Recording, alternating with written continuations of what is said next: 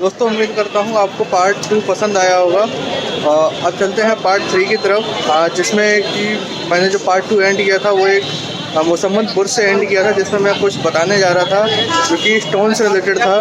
तो आइए आप जानते हैं उसके बारे में। लेकिन उससे पहले अगर आप इस चैनल पर नए हैं और तो आप इस चैनल को सब्सक्राइब कर लीजिए, और अगर आपने पहले की वीडियो नहीं देखी है पार्ट 1 और पार्ट 2 तो उनको भी जो पहले देखिए, उसके बाद ही आप इस वीडियो को समझ पाएंगे कि हाँ कि मैं किस चीज़ के बारे में समझा रहा था, किस चीज़ के बारे में बात कर रहा था। और उसकी लिंक मैंने डिस्क्रिप्शन में दे दी है, और ऊपर जो आई बटन आ रहा है वहाँ पे भी उसकी मैं लिंक दे दूँगा ताकि आप वहाँ से देख सकें वो वीडियो। तो चलिए स्टार्ट करते हैं उसी जगह से जहाँ पे सेकंड पार्ट की वीडियो को एंड किया था। जहाँ भी जाते हैं, जिस जगह भी जाते हैं, वो उस चीज़ को जो उसकी सुंदरता है उसको ख़राब मत कीजिए, क्योंकि वो अपने ही देश की सुंदरता है। आप अपने मनोरंजन के लिए उसमें से कोई चीज़ या अपने नाम वगैरह लिख देते हैं या कुछ भी कर देते हैं, उससे क्या होता है कि जो अदर कंट्री के टूरिस्ट वगैरह आते हैं वो देखते हैं, उससे जो हमारे देश की जो छवि होती है, जो इमेज होती है हमारे देश की, वही ख़राब होती है।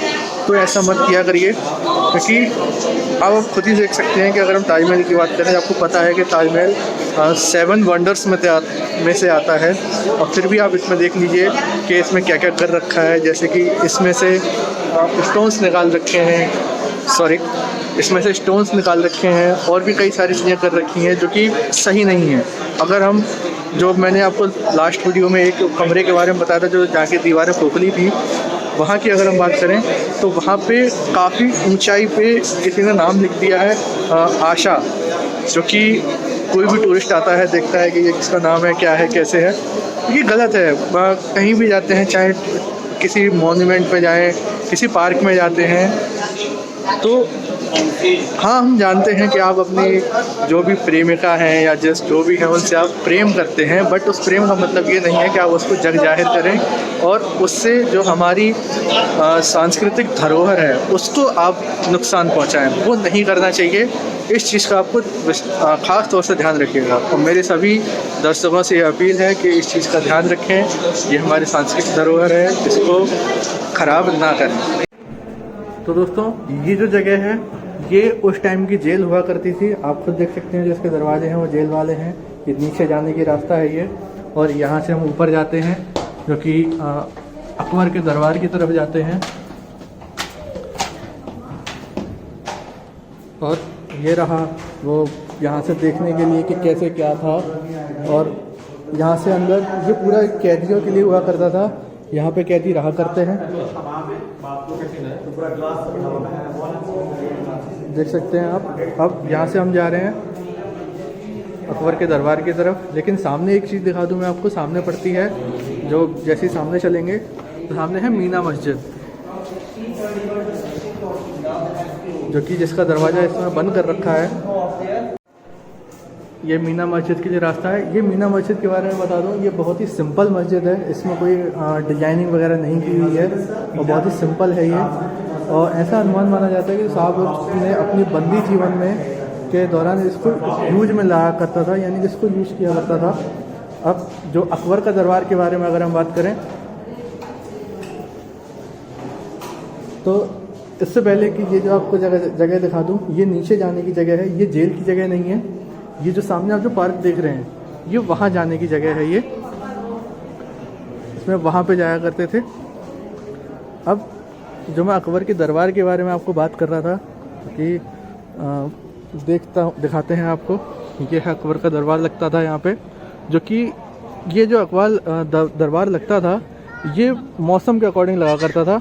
मौसम के अकॉर्डिंग कैसे कि जब सर्दियाँ हुआ करती थी तो ये दरबार बाहर लगा करता था, और जब गर्मियाँ आया करती थी तो ये दरबार इसके अंदर लगा करता था। तो ये अकबर ने अपने लिए बनवाया था।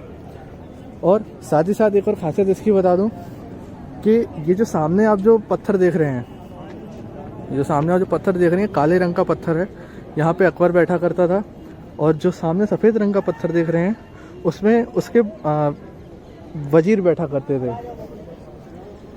और एक और चीज़ मैं आपको बता दूं कि ये जो पत्थर है ये सिंगल स्टोन पत्थर है। इसको तख्ते जहांगीर भी बोला जाता था, यानी कि जहांगीर का जो सिंहासन हुआ करता था, अकबर का सिंहासन हुआ करता था, वो यही हुआ करता था। और साथ ही साथ इसकी एक खासियत और है कि ये जब ये सिंहासन लगाया गया था ये सिंगल स्टोन में है, डबल स्टोन यानी कि इसमें कोई भी जॉइंट नहीं है कहीं पे।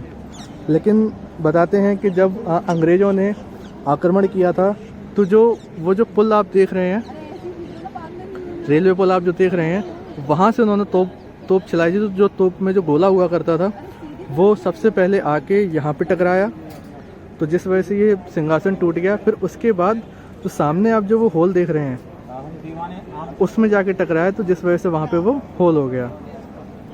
आप देख सकते हैं कि ये पत्थर सिंगल स्टोन का है, कोई भी जॉइंट नहीं है इसमें, लेकिन उस हमले की वजह से टूट गया। और उस हमले का निशान आप ये यहाँ पे देख सकते हैं कि जो कि निशान पड़ा हुआ है। लेकिन उससे पहले बात करते हैं शाही हमाम की, यानी कि शाही हमाम यानी कि जो उन लोगों के लिए नहाने वगैरह की जो व्यवस्था होती थी वो यहाँ पे हुआ करती थी। ये जो शाही हमाम है यहाँ पे वो नहाया करते थे। और ये जो है ये जो रानी वगैरह हैं उनके लिए मनोरंजन की जगह हुआ करती थी।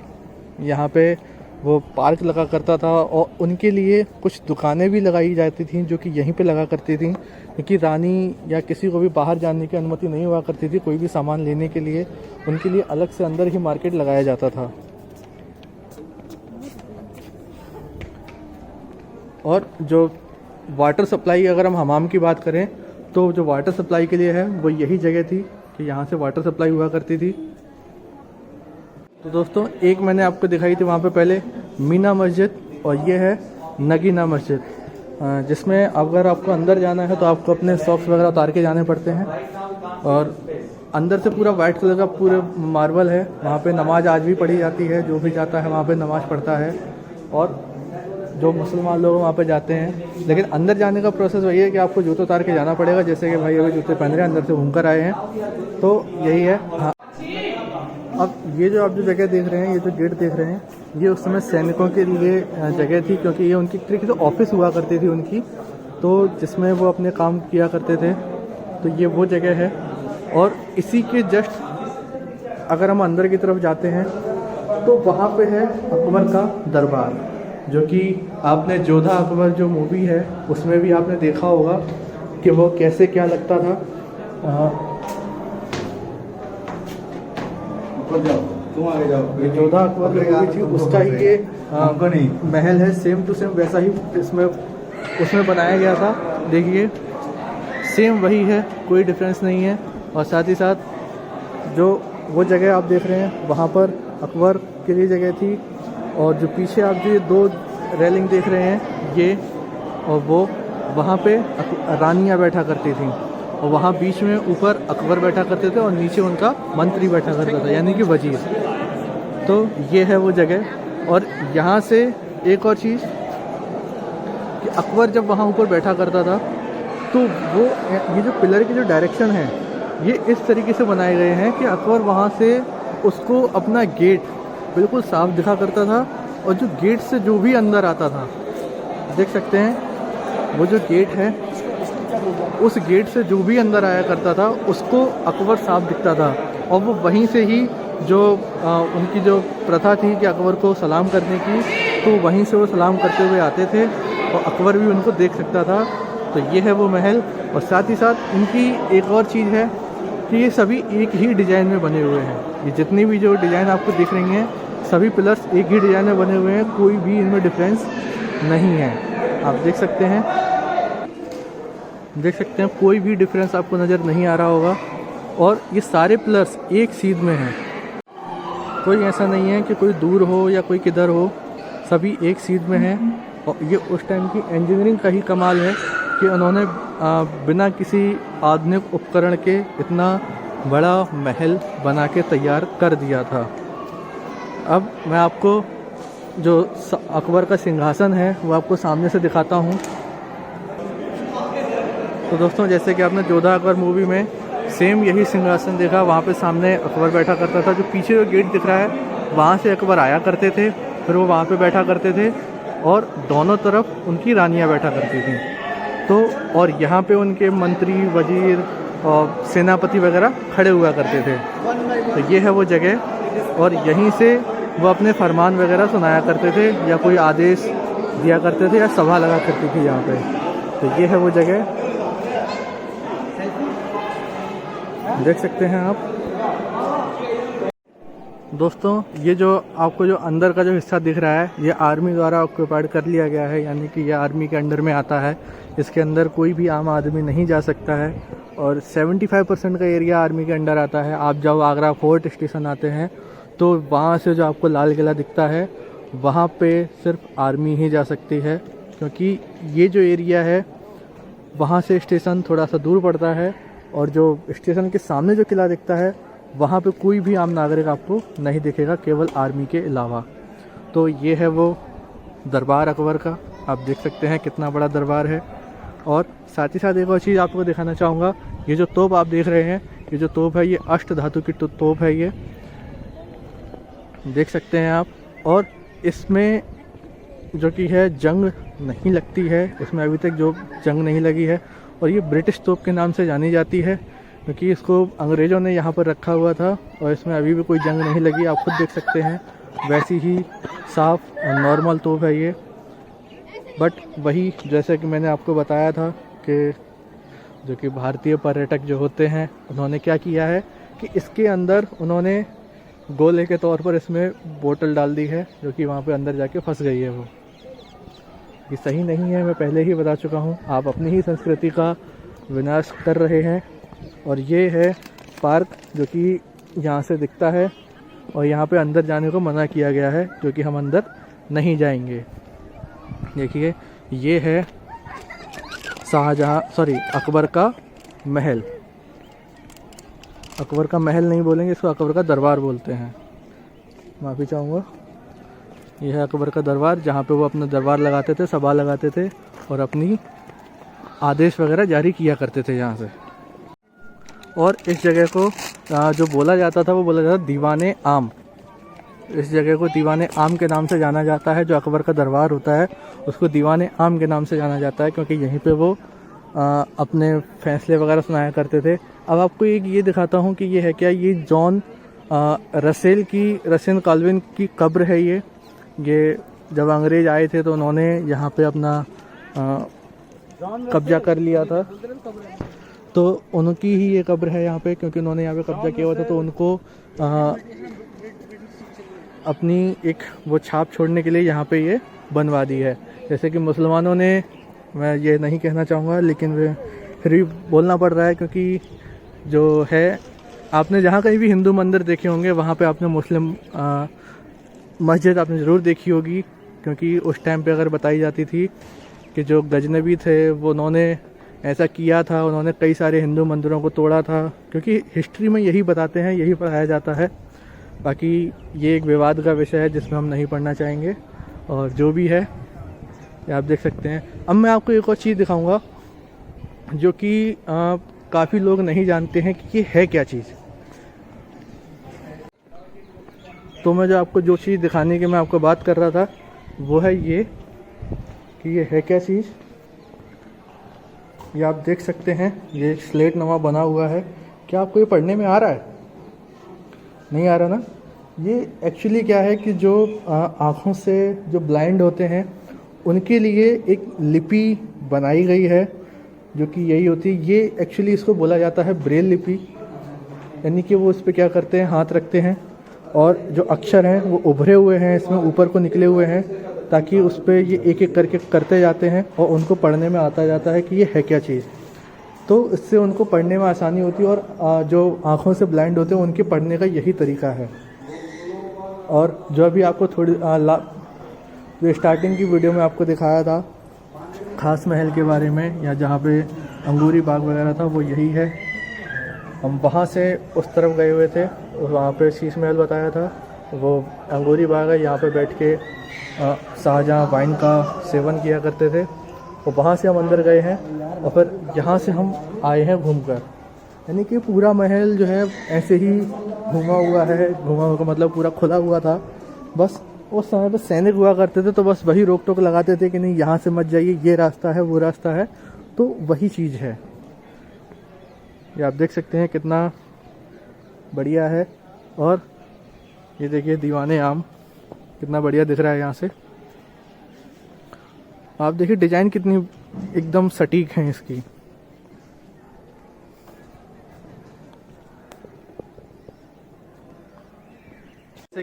जैसे कि मैंने आपको बताया था कि अकबर वहाँ से बैठता है, यहाँ से सारे जो फरियादी हैं वो अंदर आया करते हैं। तो आप खुद ही देख सकते हैं, यहाँ से जब वो अंदर देखता है तो देख सकते हैं कि जो अकबर का जो सिंहासन है यहाँ से साफ दिखता है, और वो यहीं से सलाम करते हुए अंदर जाते हैं। ये रास्ता है वहाँ जाने की। तो ये था लाल किले का टूर। उम्मीद करता हूँ आपको पसंद आया हो। अब चलते हैं यहाँ से बाहर, फिर उसके बाद इस वीडियो का एंड करते हैं। आपको और थोड़ी सी कुछ और बातें और बतानी हैं, तो जो कि अभी बाहर निकल कर हम आपको बताते हैं। तो दोस्तों, जैसा कि मैं आपको बता रहा था कि यहाँ पे घूमने का कैसा क्या तरीका है, जो आगरे का जो किला है कैसी है, क्या चीज़ें हैं उसमें। उम्मीद करता हूँ ये सारी चीज़ें पसंद आई होंगी। अब मैं बात करता हूँ कि यहाँ पे अगर आपको आना है तो कैसे क्या आना है। अगर आप ट्रेन से आ रहे हैं और आपकी ट्रेन अगर आगरा कैंट पर रुकती है, तो आगरा कैंट से आपको बिजली घर के लिए आना है, जो कि उसका ऑटो का अगर हम फेयर की बात करें तो ऑटो का फेयर उसका 20 रुपये पड़ेगा। और अगर आप आगरा फोर्ट आ रहे हैं तो आगरा फोर्ट आ रहे हैं तो फिर आपको कोई किराया देने की ज़रूरत है ही नहीं है, आपको बस सीधे सीधे चले आना है, आप किले पर ही आ जाएंगे। और वहीं अगर आप बस द्वारा अगर आप आ रहे हैं और अगर आप भगवान टाकी करते हैं तो आपको बिजली घर ही आना है। भगवान टाकी से बिजली घर का किराया 20 से 30 रुपये लगेगा ऑटो का, पर पर्सन के हिसाब से बता रहा हूँ मैं। और वहीं अगर आप वाटर बक्स अगर आप उतरते हैं तो वाटर बक्स उतर के अभी आपको बिजली घर के लिए ही ऑटो पकड़ना है, जो कि 15 रुपये उसका किराया है। और जब आप वाटर बक्स से बिजली घर के लिए आएंगे तो आपको रास्ते में ही आपको फोर्ट दिख जाएगा, क्योंकि फोर्ट के सामने से ही होते हुए लेकर आते हैं, या तो सामने से लेकर आएंगे, नहीं तो फोर्ट के पीछे से होते हुए लेकर जाते हैं। तो वो आप अपने हिसाब से कर सकते हैं कि कैसे क्या उसको किया है आपने। तो अगर और भी कुछ जानकारी अगर आपको लेनी है तो कृपया करके वीडियो में कमेंट कीजिएगा, ताकि आपको पूरी जानकारी दे सकूं कि आपको कोई और सवाल हैं या कोई और जवाब चाहिए आपको कि हाँ अगर मैं यहाँ से आऊँ तो कैसे क्या पहुँचना है। आपको पूरी जानकारी कमेंट में बता दी जाएगी, आप पूछिएगा, आपको ज़रूर जवाब मिलेगा उसका। और अगर आपने वीडियो को जहाँ तक देख लिया है और वीडियो अगर आपको पसंद आई है तो वीडियो को सब्सक्राइब कीजिए, चैनल को सब्सक्राइब कीजिए और बेल आइकन को प्रेस कीजिए, ताकि आने वाली वीडियो का नोटिफिकेशन आपको जल्द से जल्द मिले। और वीडियो को लाइक कीजिए और अपने दोस्तों को शेयर कीजिए, ताकि जो भी यहाँ पर आगरा में लाल किला पर पहली बार विज़िट करने आ रहा है तो उनको इसके बारे में पूरी नॉलेज मिल सके कि हाँ लाल किला में कैसे क्या विज़िट करना है, कैसे हमें बच के रहना है। वो सारी चीज़ों के बारे में उनको नॉलेज होनी चाहिए, क्योंकि मैं भले ही यहाँ आगरा का हूँ, लेकिन जो सच है वही बताऊँगा कि यहाँ पे जो टूरिस्ट वगैरह होते हैं, जो टूरिस्ट गाइड होते हैं, या आप जैसे ऑटो बुक कर लाते हैं या पूरा वो करके लाते हैं, तो उनका क्या होता है कि उनका एक कमीशन बना होता है कि वो किसी भी होटल में जाएंगे तो उनका कमीशन चलता है। तो उसमें जब आप वहाँ पर रुपए देंगे तो साथ ही साथ आप उनके भी रुपए देंगे और अपने भी रुपए देंगे। अगर वही होटल आपका अगर 1000 रुपये में बुक हो रहा है तो वो आपसे 1500 रुपये के करीब लेंगे, तो इसमें 500 रुपये उनका कमीशन होता है। तो कोशिश कीजिएगा कि आजकल ऑनलाइन ऐप चल रहे हैं बहुत सारे, आप वहाँ से डायरेक्ट होटल बुक कीजिएगा और किसी भी उसके चक्कर में मत आइएगा कि कैसे क्या पहुँचना है। और कोई भी जानकारी हो मैंने आपको बता दी है। और साथ ही साथ किसी भी दलाल के चक्कर में मत आइएगा कि वो आपको इसका टूर करा देगा, वो करा देगा। कोशिश कीजिए कि यहाँ के लोगों से बात कीजिए, कम्युनिकेट कीजिए। और आजकल ऑनलाइन का ज़माना है, आप गूगल मैप का भी इस्तेमाल कर सकते हैं, जिससे कि आप आसानी से इस प्लेस को आप विज़िट कर सकते हैं। बस आगरा किले के अंदर आपका नेट काम नहीं करेगा, इस बात का ध्यान रखिएगा। करेगा लेकिन उतना नहीं करेगा जितना आप आगरा के किले के बाहर करेगा। तो इस चीज़ का वैसे ध्यान रखिएगा कि आपको कोई भी चीज़ या कोई भी जानकारी चाहिए तो पहले ही ले लीजिएगा, उसके बाद आप अंदर आइएगा। और इस वीडियो में जहाँ तक है मैंने पूरी जानकारी आपको दे दी है। और अगर वीडियो पसंद आई हो तो वीडियो को शेयर कीजिए, ताकि और लोगों तक ये जानकारी पहुंच सके। उम्मीद करता हूं आपको वीडियो पसंद आई हो। और ये था आगरा किले का टूर, और इस टूर को मैं यहीं पर एंड करता हूं। वीडियो देखने के लिए धन्यवाद।